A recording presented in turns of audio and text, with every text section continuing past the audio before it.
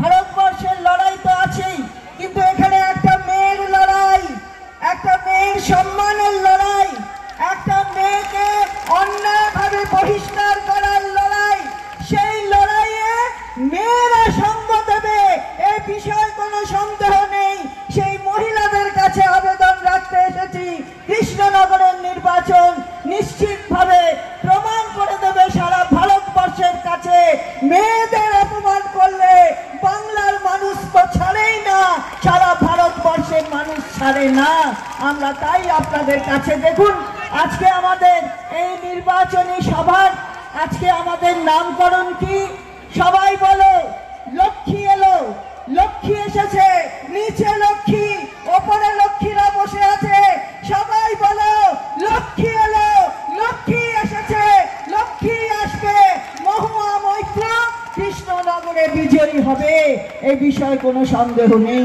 আমি তাই আপনাদের কাছে বলতে চাই যে ভারতবর্ষের সংবিধান রক্ষা করার দায়িত্ব ভারতবর্ষের মানুষের, তারা নিজের কাঁধে নিয়েছে।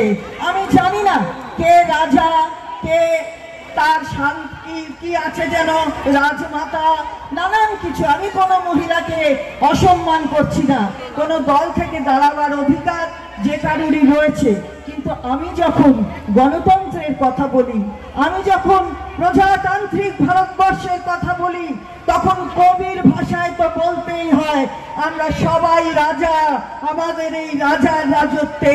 ফলে যে যাকেই প্রসব করুক না কেন সে রাজা অথবা রানী, এর বিষয়ে কোনো সন্দেহ নেই। তাই আলাদা করে কোনো রাজমাতা থাকতে পারে না প্রজাতান্ত্রিক ভারতবর্ষে।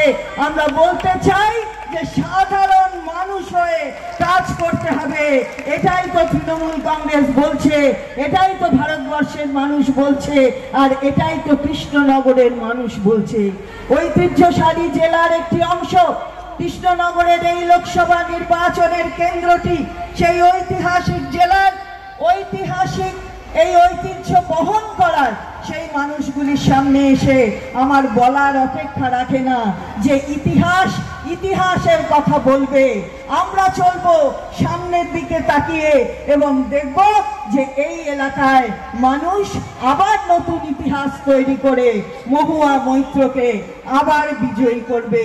তৃণমূল কংগ্রেসের সেই প্রার্থী অর্থাৎ আমাদের মাননীয় মুখ্যমন্ত্রী, আমার আগে একজন বক্তা বলছিলেন যে এখানে এসে মহুয়াকে অনেক আগেই প্রার্থী হিসাবে তিনি ঘোষণা করে দিয়ে গেছেন, কারণ মহিলা একটা এখানে আমাদের প্রার্থী। শুধু তাই নয়, সেই সংসদে গিয়ে অন্যায়ের বিরুদ্ধে লড়াই করেছে।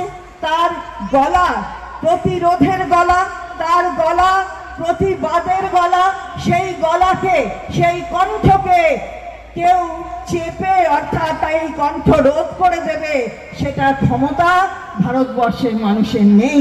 হ্যাঁ, একটা এথিক্স কমিটি বার করে দিয়েছে, বহিষ্কার করেছে মহুয়াকে, কিন্তু ভারতবর্ষের জনগণ মহুয়ার সঙ্গে রয়েছে।